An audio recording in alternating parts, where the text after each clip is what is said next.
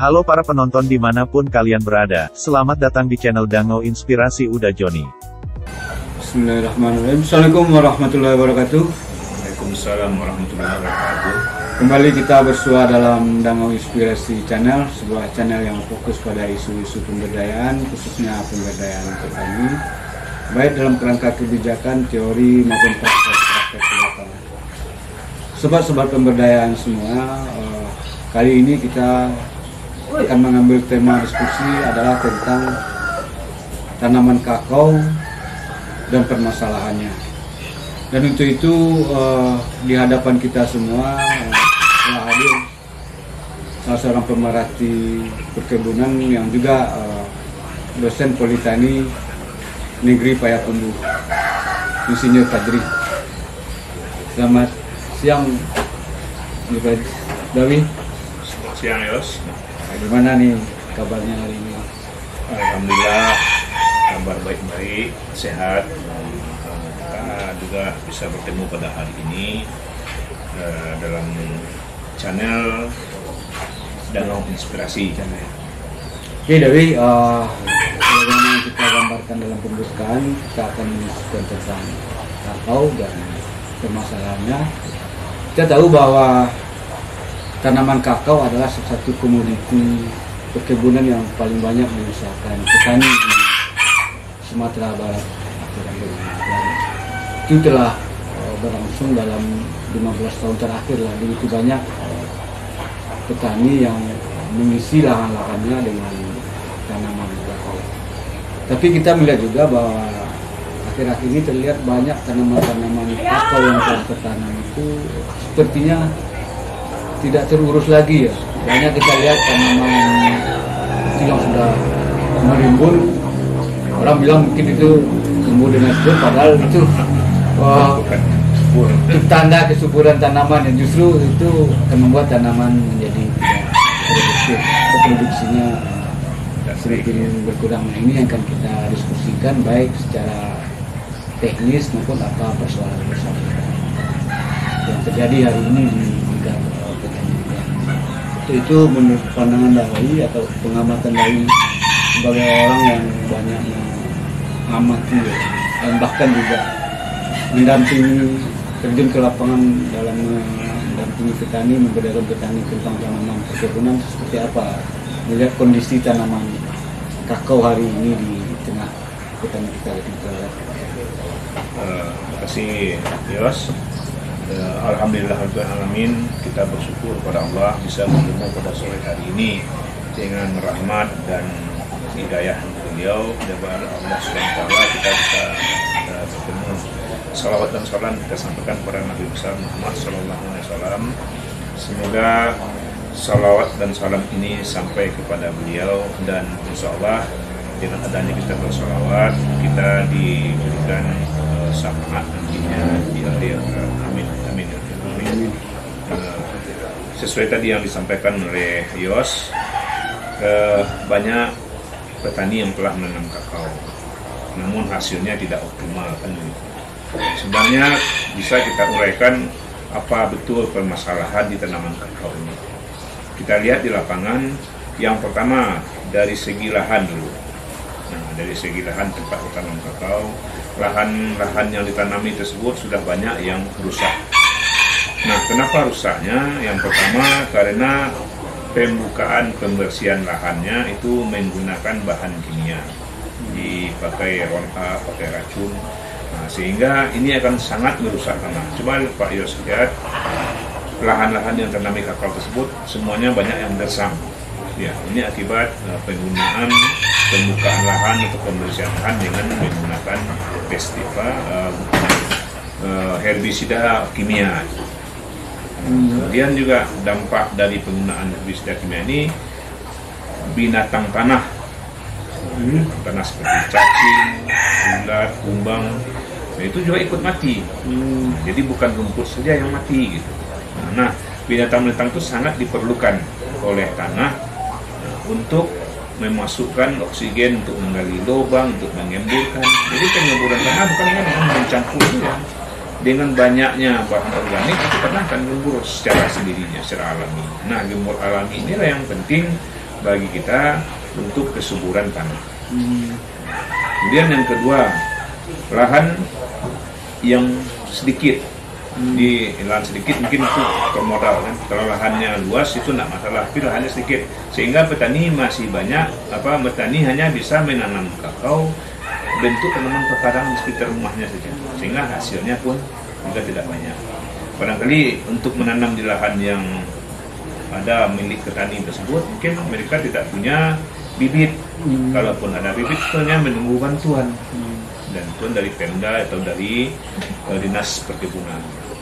Itulah yang menyebabkan tidak optimalnya produksi atau tidak mampunya produksi tanaman kakao bisa menghidupi petani secara baik, kan? Berbeda dengan tanaman lainnya. Kemudian faktor teknologi. Teknologi masih banyak petani yang tidak paham bagaimana mengelola tanaman kakao, bagaimana memelihara tanaman kakao. Jadi itu yang jadi perhatian bagi kita untuk mengoptimalkan produksi tanaman kakao. Kemudian lagi serangan hama dan penyakit. Nah, serangan hama dan penyakit ini disebabkan oleh ini tidak mengertinya petani bagaimana mengelola tanaman kakao, sehingga banyak tanaman kakao petani itu jadi sarang penyakit dan hama. Jadi berarti Dawi melihat bahwa jika petani memilih tanaman kakao sebagai komoditinya, banyak petani itu yang tidak memahami secara teknis, belum memahami secara teknis struktur daya tanaman kakao. Itu terlihat mulai dari saat pembukaan lahan juga. Sebenarnya terbaik itu seperti apa nih kalau kita bilang satu-satu dalam teknis budidaya, mulai dari pemilihan pembudidayaan kakao yang baik itu seperti apa? Kalau bertanam kakao ini kita mulai dari pembukaan lahan atau pembersihan lahannya itu sebenarnya petani banyak yang keliru. Mereka banyak membakar. Membakar itu adalah sangat merugikan sekali, karena sampah-sampah dari tumbuh-tumbuhan, bekas-bekas tumbuhan itu adalah sumber kehidupan untuk kita berbudidaya tanah. Tidak diharapkan untuk membakar. Ini yang dibakar. Bagusnya seperti apa ini? Nanti bagusnya ditumpuk di permukaan tanah atau disebar di permukaan tanah. Supaya dia jadi bahan dari lapu itu jadi pupuk. Jadi tidak dibakar tidak dibakar, tapi dibiarkan menjadi kompos. Sehingga dengan adanya bahan organik tadi di permukaan tanah, binatang-binatang tanahnya dia akan lebih banyak, lebih hidup dia, sehingga dia aktif. Nah, itu yang kita harapkan. Nah, inilah yang tidak dilakukan oleh petani. Nah, yang kedua dari apa tadi? Dari bibit tadi. Nah, bibit mereka itu hanya tidak selektif. Nah, tidak bibit unggul. Malahan mereka minta ke tetangga lihat buah kakaonya bagus, buahnya bagus, besar. Nah, minta dia. Nah, disemaikan, ditanam sendiri. Itu kan belum tentu baik bibit itu. Mungkin untuk satu kali periode itu dia sudah bagus buahnya, tapi untuk selanjutnya kan belum teruji. Kalau untuk lahan tadi, efek dari composting itu seperti apa terhadap tanah dan khususnya terhadap tanaman kakao itu apa dampak jangka panjangnya kalau kita lebih bisa tidak membakar itu? Jadi dengan pengolahan tanah dengan banyaknya bahan organik tadi, nah itu tanah akan lebih gembur dan lembab. Nah, dua inilah yang diperlukan oleh tanaman kakao. Tanaman kakao, tanaman kopi, pada umumnya tanaman membutuhkan tanah tersebut gembur dan lembab. Nah, untuk bagaimana bisa gembur, itulah pakai bahan organik tadi, dibantu oleh banyaknya binatang-binatang tanah. Kemudian lembabnya tadi juga dengan bahan organik, karena bahan organik tersebut mampu memegang air, mampu menahan air, mampu menyimpan air bisa 5-10 kali berat bahan organik itu sendiri. Dan itu tidak bisa diganti itu loh. Misalnya kita datangkan kompos dari luar, tidak bisa diganti seperti itu tuh. Kemampuan kompos yang ada di sana bisa diganti. Nah, misalnya di orang panen di sawah, dipanen, diambil di raminya. Kalau petani tersebut mau menyerahkan raminya kepada petani kakao itu baik sekali. Kemudian juga biaya lagi, biaya untuk mengupahkan orang membawa bahan organik. Tapi mungkin biayanya tidak terlalu banyak kan. Cuma itu mau nak petani tersebut melakukan penambahan bahan organik atau menaruh bahan organik di permukaan lahan kakao. Kuncinya memang ketersediaan bahan organik di tanah, dan itu salah satu sumbernya adalah dari sisa-sisa tanamannya. Kalau kita lihat perbandingannya dalam skala luasnya itu seperti apa? Misalnya mungkin dalam 100 meter persegi ada tersedia sekian per pot, seperti apa itu? Di indikatornya itu yang penting permukaan tanah tertutupi. Tidak harus tebal, tidak harus apa. Permukaan tanah tertutupi oleh sampah tadi. Karena tanah tidak terbuka. Bahan organik tadi. Bahan organik tadi menutupi tanah. Itu yang terpenting. Itu yang penting. Jadi kalau sudah tertutupi tanah, permukaan tanah tidak terbuka, penguapan air bisa dihalangi, perbedaan suhu siang dan malam bisa diperkecil atau hampir sama kan. Nah inilah yang membuat secara fisik tanah tersebut subur. Kalau keterbukaan lahan dengan tutupan tanaman-tanaman lain, itu tidak masalah. Tidak masalah. Perlu bagi tanaman kakao malah untuk sebagai naungan. Jadi kalau ada kayu-kayu yang cukup besar tidak perlu ditebangi semua. Iya. Yang penting diatur. Nah ya, diatur jarak, diatur kerimbunannya. Kalau terlalu rimbun juga tidak baik kan, karena tanaman kakao butuh juga cahaya matahari. Seperti apa tuh berbanding kalau untuk penyinaran matahari itu? Penyinaran itu kalau yang terbaik itu buat tanaman kakao itu kita lihat di bawah pada waktu tengah hari itu, kita lihat ada bercak-bercak cahaya matahari merata di permukaan tanah. Lalu tidak langsung itu bercak cahaya. Bercak cahaya nampak di bawah matahari, di permukaan tanah. Kemudian kita tidak merasa gerah di dalam kebun. Itu bisa jadi indikator sudah cukupnya naungan bagi tanaman kakao. Oke, itu untuk lahan tadi. Kebutuhan tidak perlu diolah juga lahan atau tidak perlu diolah lahan. Lubang tanamnya aja yang dibuat. Tanaman kakao kan hanya perlu digali lubang sebelum tanam. Itu sedalam kalau tanahnya cukup gembur barangkali 40 kali 40 sudah cukup, 40 lebar, 40 panjang, 40 dalam. Kalau tanahnya agak keras harus kita besarkan 60 kali 60 lah. Itu diisi dengan kompos itu atau cukup dengan kompos yang tersedia? Nah, kalau kita menanam perlu kita berikan pupuk kompos di lapisan tanah bawah. Berikan pupuk kandang yang telah laku, pupuk di bawah. Ukurannya paling tidak itu 1 ember cor itu. Cor untuk 1 lubang tanah. Itu berapa hari diberikan sebelum ditanam? Itu kita masukkan pupuk, kita timbun. Kemudian kapan kita menanam, biasanya 2 minggu sebelum menanam tuh lubang sudah harus kita tutup. Sudah harus kita isi dengan kompos. Isi dengan kompos atau dengan pupuk kandang. Jadi karena 1 ember ya. tadi itu. Iya. Letaknya di lapisan bawah. Lapisan bawah. Iya. Waktu kita menimbun. Dan itu yang terlihat memang tidak banyak dilakukan petani. Tidak banyak. Kalau dari sangat sedikit sekali, jarang petani yang melakukan itu. Malahan petani melakukan penanaman tuh gali lubang sebesar ukuran polybag itu aja udah langsung ditanam. Malahan polybagnya pun tidak dibuang plastiknya gitu. Dibuang plastik. Artinya memang ini sangat penting itu. Betul sekali. Sangat menjadi salah satu penentu juga untuk bertanam kakao. Pertumbuhannya. Kita harus menyiapkan lahannya secara baik, yang memiliki kompos yang banyak atau bahan organik yang banyak, dan pembuatan lubangnya juga harus baik juga. Harus disiapkan juga. Kalau tidak seperti itu, pertumbuhannya nanti akan kerdil. Tanaman kakaonya pasti kerdil. Kalau kerdil pertumbuhannya sudah jelas hasilnya tidak maksimal gitu kan. Malah tidak berbuah ya kan, karena dia kerdil kan. Kemudian tadi itu kan di soal lahan. Lahan ya. Lahan itu kan ya tergantung punya petani itu berapa.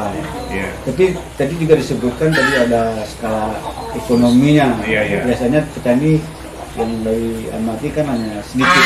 Itu Kalau yang bagusnya seperti apa kalau?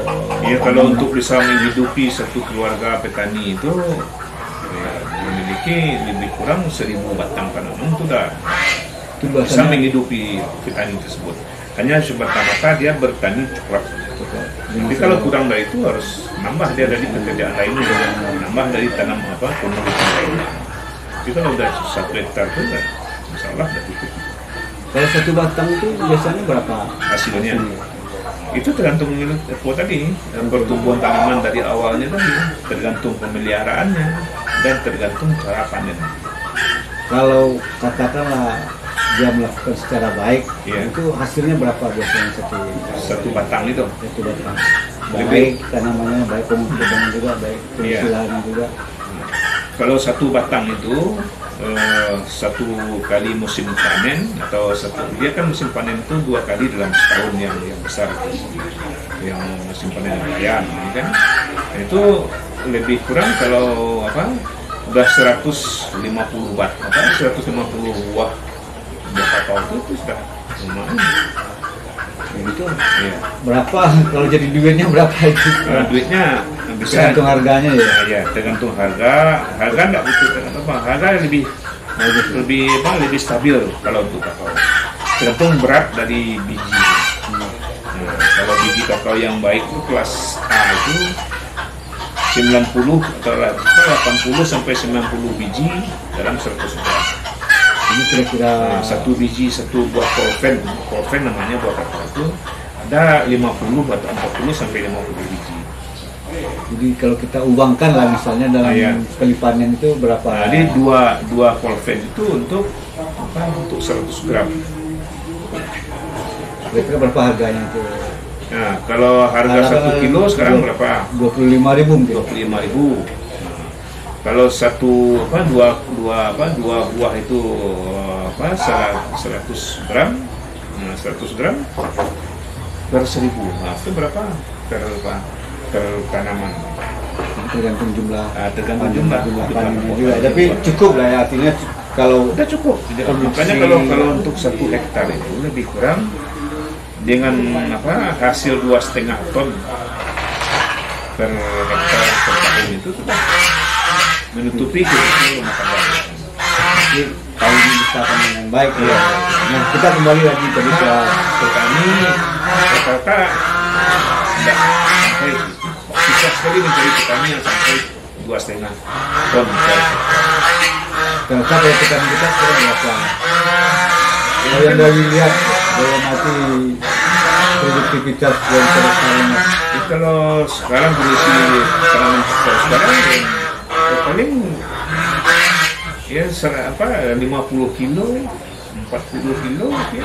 Per hektar. Iya. Kan jauh sekali dari 2,5. 2.500. Berarti memang Ya karena mereka panen hanya 1 atau 2. Harusnya kan kalau 1 panen di atas 100 buah. sekali panen. Iya. Oke, kita kembali lagi ke soal tadi kan soal lahan. Nah, ini Iya. soal bibit. Bibit ini yang baik itu seperti apa? Ya. Di bibit yang baik itu kan jelas sertifikatnya. Jelas sertifikatnya maksudnya di sini jelas dari penakar mana. Karena ini penakar bibit ini diawasi punya syarat-syarat, ada undang-undangnya. Nggak bisa kita membeli bibit atau penakar menjual bibit tanpa diawasi oleh benih. Dan yang terjadi hari ini Yang tadi kan seperti yang saya sampaikan pada awal tadi, malahan petani tersebut minta kepada tetangganya. Kan belum tentu bibit yang dikasihkan tetangganya itu baik. ciri-ciri bibit baik itu apa? Ciri bibit baik, pertumbuhannya bagus, udah layak tanam dia. Kalau dari biji layak tanam itu minimal umurnya sudah sampai 4 bulan. 4 bulan. Nah, ya. Umur bibitnya. Umur bibit ya. Nah, kalau bibit sambung tersebut 2 bulan setelah sambung tersebut sudah baik. 2 udah nampak cabang. Ketinggian Bibit itu udah jadi parameter. itu umur bibit ya. Kalau yang ya. dari yang penting sekali adalah lingkaran batangnya. Kalau batangnya diameternya sudah lebih dari 1 senti, setengah senti itu sudah bisa ditanam. Tapi memang harus jelas asalnya harus jelas. Harus dari bibit dari tanaman yang penting itu. Yang baik diketahui induknya. Dan kalaupun ada petani yang coba buat bibit sendiri misalnya, itu ya kalau udah diketahui apanya boleh itu ya? Boleh. Dan itu tidak yang kita khawatirkan kan ini banyak kita temukan di lapangan petani salah nanam bibit itu diperoleh kakaonya itu bunganya banyak, tapi tidak menghasilkan buah satupun. Itu karena salah memilih bibit tadi. Itu tandanya tidak berasal dari batang yang baik atau dari gennya itu. Gennya dia berbunga aja. Memang ada khususnya memang bunganya aja banyak. Ya. Makanya tidak berbuah. Kalau katakanlah saya misalnya ingin bertanam kakao, saya harus cari sumber bibit yang jelas batangnya, yang jelas berapa produksinya gitu ya. Itu yang harus dilakukan oleh petani. Iya, kesehatannya gitu. Kemudian jelas induknya. Ini kalau tanaman yang kesakitan tidak bisa dijadikan sebagai sumber bibit ya. Tidak bisa, minah dia kan, apalagi dia sangat rentan sekali dari penyakit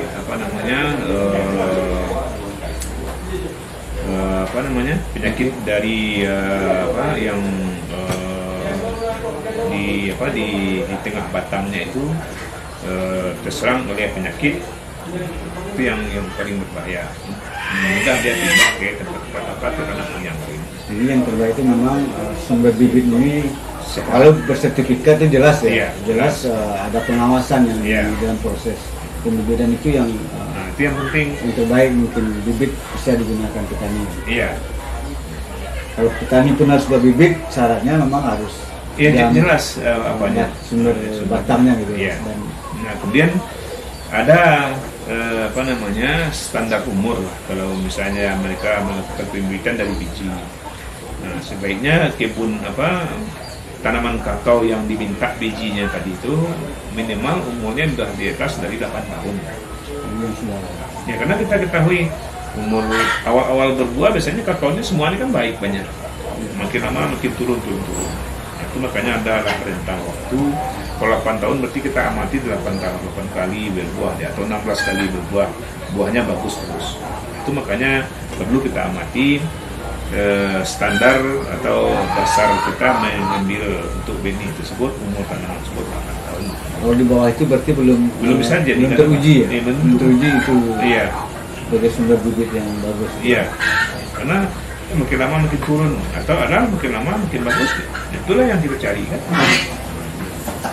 Nah, untuk pemilihan benih. Itu bibit, lalu kemudian ditanam. Itu setelah itu kan ada perawatan. Nah, perawatan ini kunci-kuncinya apa saja ini? Mulai dari mungkin mulai ditanam sampai dia berbuah. Maksudnya yang bisa dijelaskan ke petani ini secara teknis. Baik sekali Pak Yos pertanyaannya. Jadi kunci untuk keberlanjutan kita bertanam kakao mulai dari tanam tadi. Taruhlah tanam sudah selesai, sekarang mau diapakan kan itu yang Yos maksudkan. Jadi setelah kita tanam, nah itu kita pemeliharaan namanya. Pemeliharaan kita mulai dulu dari penyiangan kan? Nah, karena penting sekali penyiangan. Tanaman kakao rentan juga dari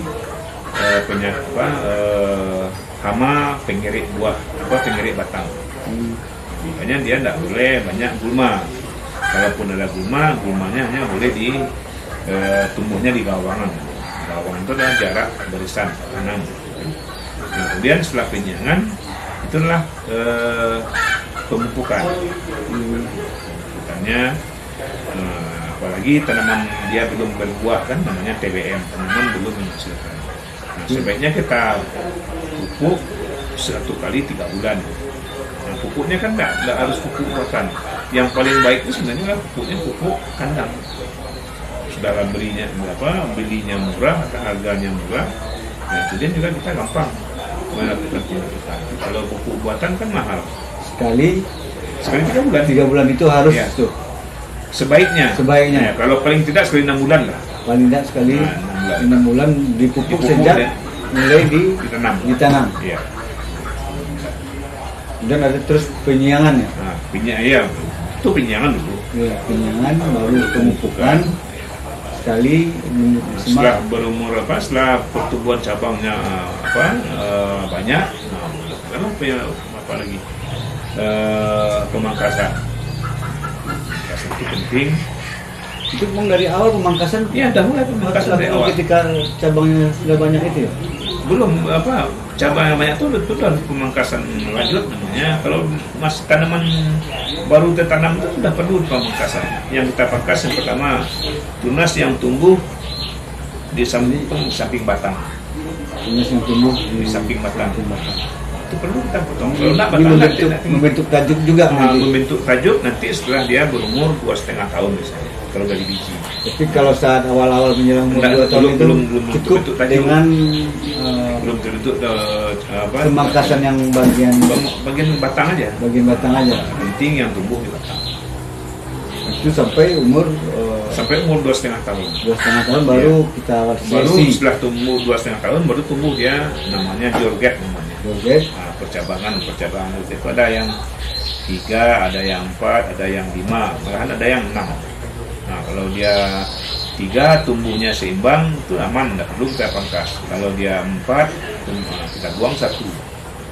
Nah, kalau 5 kita buang 2, kan kita tinggalkan 3. Jadi intinya jorget yang bagus itu Tiga. 3 gitu. 3 seperti lambang Bill Mercy itu, seimbang ke sana, ke sini. Kalau segitiga nanti Ya. ya, kalau dia bulat jadi segitiga lah Iya, ya. seperti lambang mobil Mercy itu.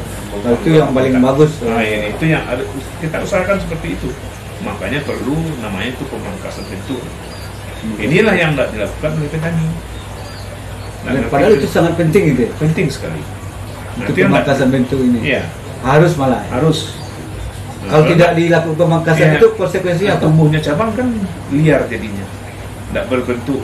Nah, sehingga nanti kalau dia berbuah, kalau dia sudah banyak cabangnya, nah itu dia tidak seimbang, bisa patah.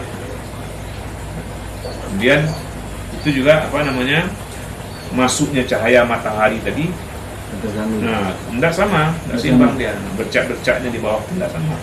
Ini pentingnya dilakukan pemangkasan bentuk tadi, dan itu dilakukan pada umur 2,5 tahun. 2,5 tahun. Ya.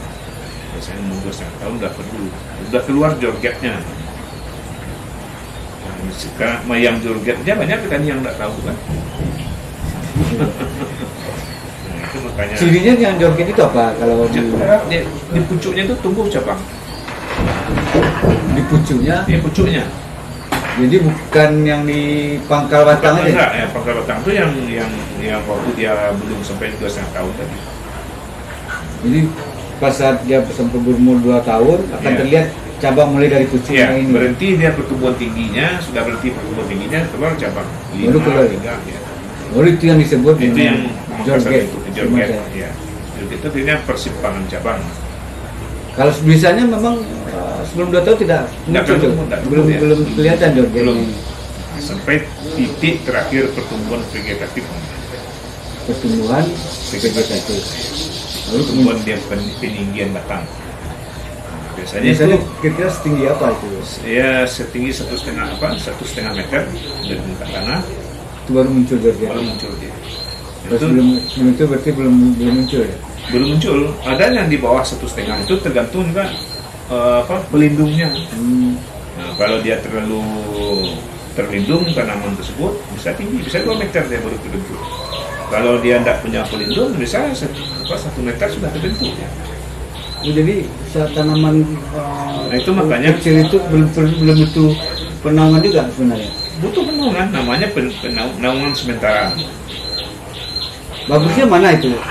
Kalau lebih banyak kena matahari atau sedikit matahari itu bisa lebih baik. NPK dia mencukupi biasanya itu tanaman kakao itu tersebut tidak butuh cahaya matahari yang lama. Yang butuh kan dia cahaya matahari sebentar itu kan, pada waktu jam 11 sampai jam 12. Kena langsung. Nah ya, itu makanya perlu naungan sementara. Naungan sementara itu jaraknya dari tanaman itu 1 meter 1 meter. Ini barisan tanaman, nah, ditanam 1 meter. Kalau kakao sendiri tadi itu jarak tanamnya berapa? Nah, untuk lahan yang datar itu 3 kali 3 meter. 3 kali 3. Iya. 3 kali 3 meter. Ya. Baru nanti diantaranya itu di. Nah, yang 1 meter di jaraknya dari barisan tanam itu ditanam barisan tanaman penaungnya. Bisa harus ada orang tadi kan ada juga Bisa, tanaman pisang dia. Bisa. Ini kita pilih tanaman yang menguntungkan. Menguntungkan juga. Nah, Pisang, harus tidak harus lamtorugu biasanya bukan lamtoro, Mogania biasanya. Mogania. Mogania macrophylla. Dia tanaman semak seperti tanaman apa? Seperti tanaman gambir lah. Oh itu yang Iya. pelindung sementara. Pelindung sementara. Kalau itu pelindung yang permanen, Pelindungan bisa kita pakai kelapa, ya, bisa pakai tanaman karet bisa juga. jadi bagusnya memang pelindungi tanam-tanaman yang Tanaman yang produktif, menghasilkan, yang produktif juga. Iya. Bisa. Ya, supaya kita banyak mendapatkan hasil dari kakao kita dapat, dari tanaman pelindung tetapnya kita kembali hasil juga. Jadi bagusnya kan awalnya ditanam kelapa, kemudian ditanam pisang juga dulu Iya. sebagai pelindungan sementara yang Iya. dari tapi setelahnya juga bisa. Dan pisangnya kan kalah sendiri aja nanti, kan mati sendiri kalau tanaman kakao yang besar. Jadi tidak menambah pekerjaan kita untuk membunuh pisangnya kan. Jadi memang kan harus apa gitu? Maksudnya tertanam itu kita juga pertimbangkan strategi pelindungnya ini supaya lebih optimal. Ya itu makanya dalam menanam kakao secara usaha perkebunan ada namanya persiapan lahan tadi. Persiapan lahan itu pekerjaan kita itu adalah pertama pembersihan lahan, yang kedua mengajir untuk menentukan titik tanam, yang ketiga titik tanam kakao dan titik tanam tanaman pelindung. Kemudian baru kita menanam tanaman pelindung tetap karena umurnya lama kan. Itu untuk skala. Tapi tanaman pelindung itu bisa karet, bisa kelapa. Itu yang lain ada? Ada tanaman gamal ini, kayu air, Kayu hujan. ya. Itu bisa juga. Jadi, tapi bagusnya memang yang menghasilkan lah ya. selain yang karet kelapa yang menghasilkan apa lagi yang bisa kan digabung dengan rambutan misalnya atau dengan rambutan kanopinya terlalu besar. lebih besar ya. Atau dengan tanaman durian misalnya kan. Durian bisa. Durian bisa. Nah, durian itu dia tanam dulu bisa. Kemudian juga hamanya nanti. Hamanya. Hama pengerek buahnya nanti akan menyerang. Dia kan sama pengerek buahnya. Oh, jadi Kemudian dengan tanaman pelindungan harus dipilih yang hamanya yang berbeda gitu. Itu ya, indikator. kalau kelapa kan aman dari pengerek buah. Pengerek batang. Batang. Kalau jeruk misalnya jeruk Tidak bisa dia tanaman jeruk kan sama tinggi. sama tinggi. Dengan kakao. Tapi memang berarti tanamannya harus Lebih tinggi. lebih tinggi Iya, dari tanaman dari kakao. Iya. Kemudian jenis hamanya berbeda. Iya. Itu yang bisa dijadikan sebagai tanaman pelindung yang besar gitu. Baru masuk ke soal tanam, Iya. dirawat. Nah, tadi kita kan sudah sampai pada umur 2,5 tahun ketika penumbuh lele. Iya. Setelah itu apa yang harus dilakukan oleh orang petani? Pemangkasan itu seperti pemangkasan bentuk. Tinggal pemangkasan pemeliharaan aja lagi kita pertahankan lah. Dari cabang utama tadi kita jangan terlalu banyak cabang-cabang yang halus, misalnya cabang yang kecil, itu kita buang. Jadi ciri khas tanaman atau ranting-ranting atau cabang yang dipangkas ini apa nih bisa? Kalau untuk pemangkasan pemeliharaan, pertama cabang yang tumbuhnya overlapping, terleping. ya, tertutup oleh cabang atas dan cabang bawah, itu kita buang. Kemudian cabang-cabang yang kecil, cabang yang terlalu rapat. Di cabang ini kan banyak tumbuh cabang, itu terlalu rapat dibuang. Kemudian cabang yang cabang sapu namanya. Di ujung cabang itu nanti akan banyak tumbuh cabang seperti sapu lah. Nah, itu kita potong. Kemudian cabang yang bertemu antara tanaman kakao yang satu dengan tanaman kakao yang sebelahnya, kalau dia udah bertemu, udah overlap, itu kita potong. Bagusnya untuk bisa pemangkasan perawatan ini sekali berapa ini bagusnya? Kalau untuk pemangkasan pemeliharaan itu sekali 3 bulan udah cukup. Sekali 3 bulan? Iya, sekali 3 bulan. Nggak harus tiap hari? Nah, sekali 3 bulan. Kalau bisa tiap hari bisa, boleh juga ya? Nah, iya, nah, untuk apa yang akan kita pangkas? Nggak ada lagi ya? Ada Nggak ada lagi. Nah, tapi biasanya orang lakukan ya mungkin tiap hari itu kan karena mungkin ada yang terlupa kan, jadi hanya mensensus saja kan, sensus ini perlu buat kita. Tapi kalau yang rutin itu sekali 3 bulan dah. 3 bulan memang harus dilakukan pemangkasan ya. gitu. Nah, supaya pekerjaan kita tidak terlalu berat. Itu dilakukan sampai tanaman kakao mati. Jadi selanjutnya namanya pemangkasan. Nah, mungkin kalau perawatan, ya? Kalau udah di atas umur 10 tahun mungkin sekali 6 bulan lah melakukan pemangkasan pemeliharaan. Dan itu sangat penting sekali dilakukan. Penting sekali dilakukan. Tujuannya untuk menjaga iklim mikro di sekitar tanaman tersebut, tidak terlalu gelap, tidak terlalu lembab dan tidak terlalu kering. Jadi, kemudian juga merangsang tumbuhnya bunga.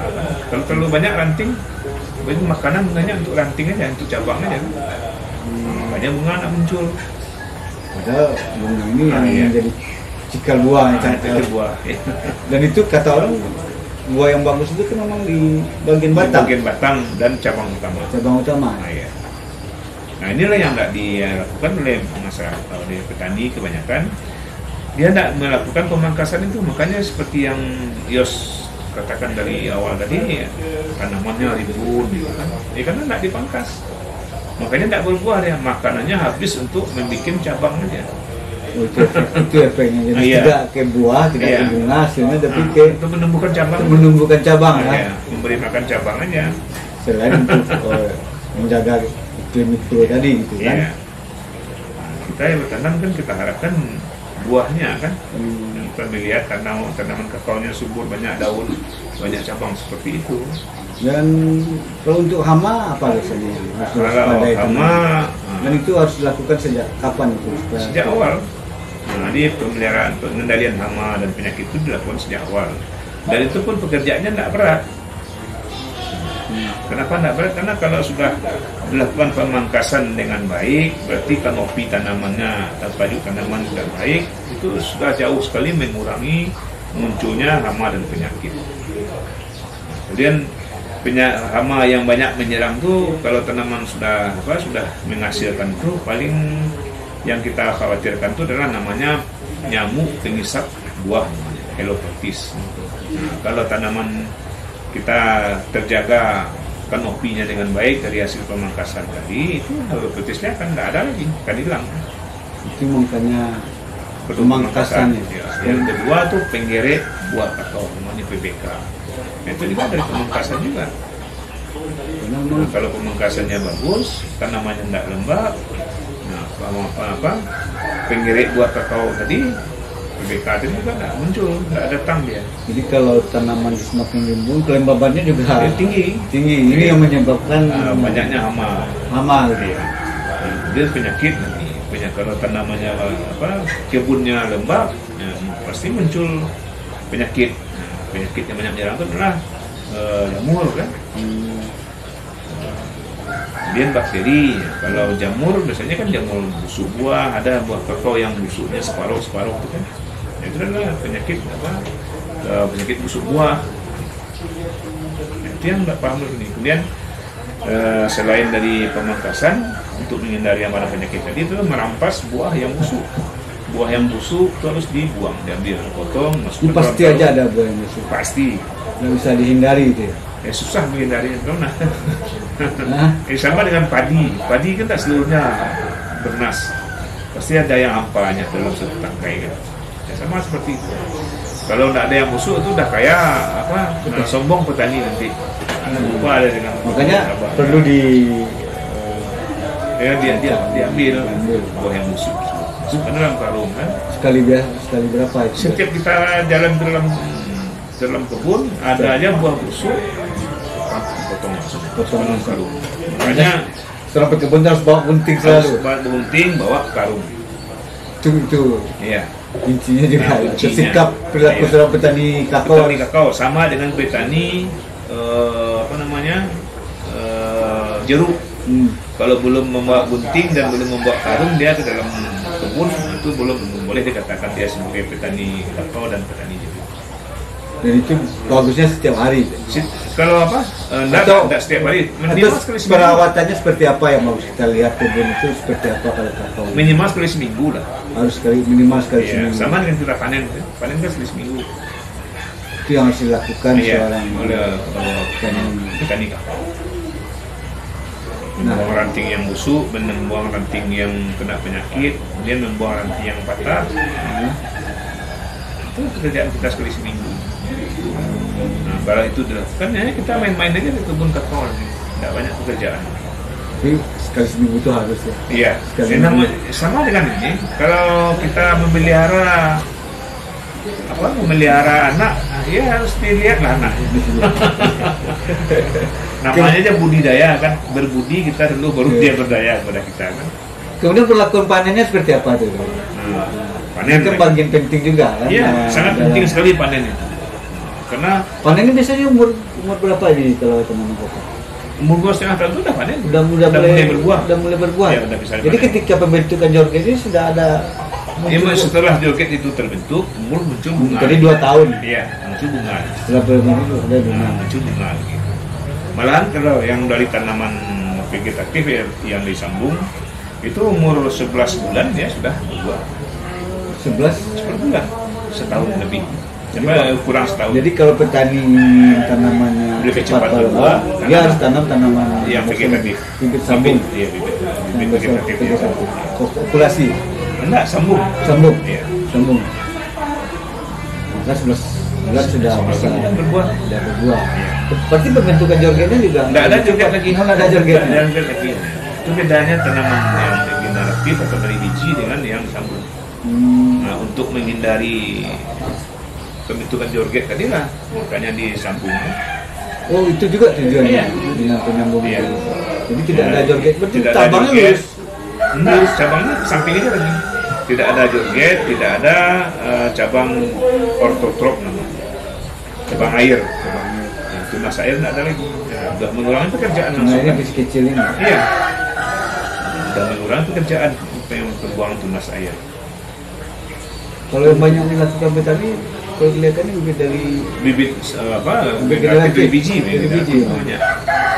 tapi yang terbaik memang Karena itu bantuan dari orang memberikan bantuan kebanyakan. Karena untuk membuat bibit vegetatif biayanya nggak besar kan. ada upaya penyambungan. Ya, penyambungan itu. Nah, kembali ke panen tadi seperti apa yang Kemudian panen. Kemudian harus kita ketahui matang panennya. Bagaimana buah kakao yang sudah matang panen.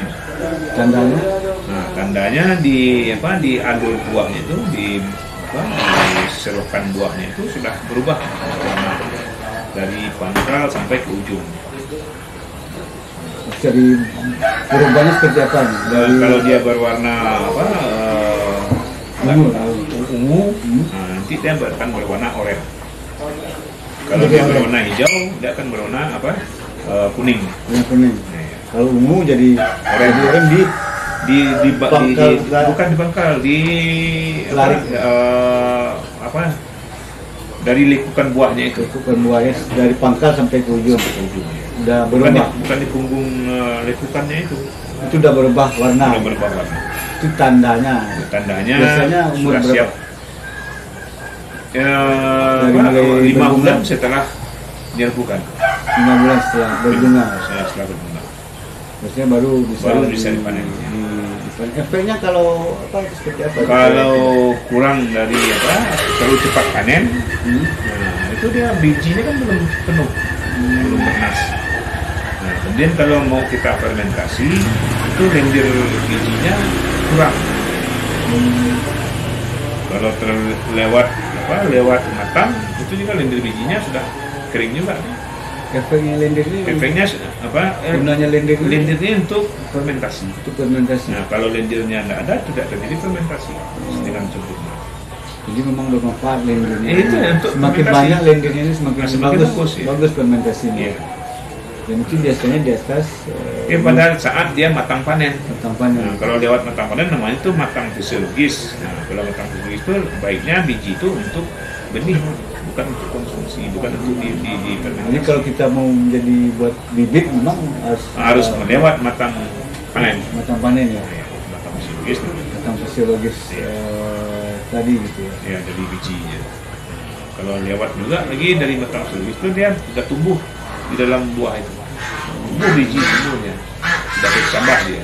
Kalau yang Dawi lihat sekarang di lapangan yang banyak terjadi itu seperti apa kalau soal panen? Panen ya, ada yang cepat, ada yang lambat. Kebanyakan Hampir sama aja. Karena petani tidak tahu. tidak tahu, Nah, petani tidak tahu. Nah, ya, itu lah buktinya tadi. Hah? Kita lihat berapa tadi tidak tahu. Itu buktinya. Yang Nggak pas, paham dia. yang pas jarang itu. Ada juga. Ada juga. Dia kan dia udah kuning, kan, padahal dia belum. Atau dia udah lewat panen, udah lewat kuning, ya, belum panen kan tertinggal. Atau dia lihat kuning buahnya tapi kuningnya itu tidak merata.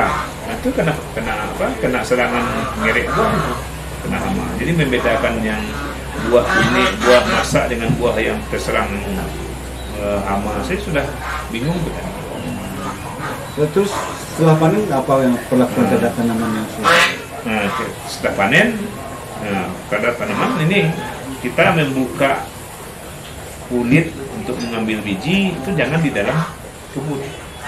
Itu pengaruhnya apa? Pengaruhnya nanti kan kulit buah yang kita belah tersebut akan mengeluarkan aroma.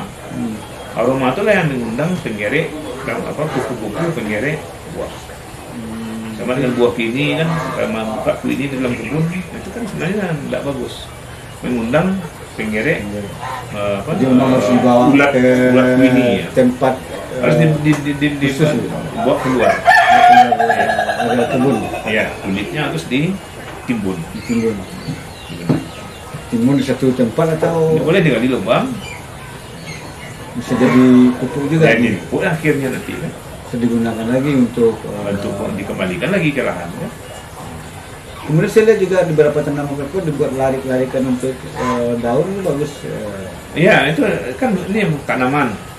Nah, ini tanaman barisan tanaman kedua. Di tengah-tengahnya tempat sampah tadi, sampah bekas tanaman, tempat bahan organik. Nah, supaya indah lah dilihat kan. Iya. Kan seni juga. Dan ini yang Ini yang nggak tahu petani kan. Dia yang penting dia bersih kan. dan kalau kita ingin berhasil bertanam kakao, Iya. seluruh proses yang dari jelaskan tadi mulai dari pembukaan Iya. lahan, pengolahan lahan sampai pada panen itu harus Iya, dilakukan. perlu dilakukan oleh Perlu petani. dilakukan petani. Baru hasilnya akan Optimal. optimal. Iya. Oke, Dewi. Ya, Kira terus, menarik ya. harus diskusi bisa ya. kita Mudah-mudahan ini sedikit menambah wawasan wawasan petani. petani, tapi tentu tidak cukup ya Iya. dengan dialog ini, harus di lapangan juga kita akan di lapangan, kita pandu. petani untuk lebih bisa memahami, tapi minimal dengan informasi yang kita sampaikan dia dapat Iya. bahan pengetahuan lah yang bermanfaat. Mudah-mudahan ini dapat perhatian dari instansi yang mengurus perkebunan ini, bagaimana program ke depannya, pendampingan petani kakao ini perlu gitu. Tidak hanya kakao, komoditi perkebunan menjadi perlu pendamping yang ya, karena lebih teknologi ini banyak yang belum sampai ke petani. padahal kan tanaman perkebunan termasuk memberikan income yang Banyak kan income yang besar, terhadap- mungkin lebih banyak daripada income tanaman pangan. jadi kalau ingin petani agak lebih meningkat Iya. kesejahteraannya memang Ya diperhatikan lah. perhatian terhadap komoditi perkebunan. Iya. Karena pasti aja petani di kampung banyak punya lahan-lahan. Walaupun dia sedikit punya lahan, kalau ini dirawat dengan baik, sebagai penambah penambah besar sekali penambah. Tapi tentu sesuai dengan cara Cara berbudidaya tadi yang memahami yang cara baik. budidaya. Oke, sobat-sobat pemberdayaan semua, demikian diskusi kita bersama Insinyur Tajri yang biasa kami panggil Dawi, dosen kuliah tani negeri Taipunuk. Sekali lagi terima kasih Dawi, semoga bermanfaat. Demikianlah sobat-sobat pemberdayaan, kami harap ini bisa menjadi tambah ilmu pengetahuan buat kita semua, khususnya petani perkebunan yang terutama yang mengembangkan kembali kakao.